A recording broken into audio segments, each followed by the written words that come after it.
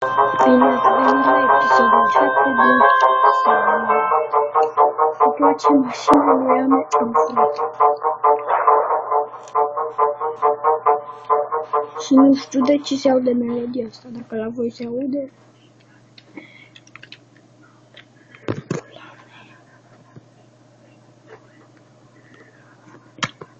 Episodul ăsta o să dureze un minut, doar pentru că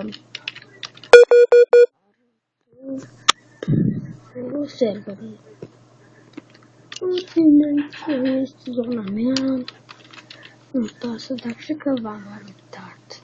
Este România Limit Instant, pentru că ne-am jucat atunci, știți voi.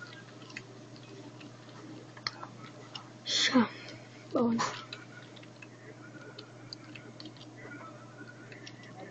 Cam atât cu acest episod. Bye bye.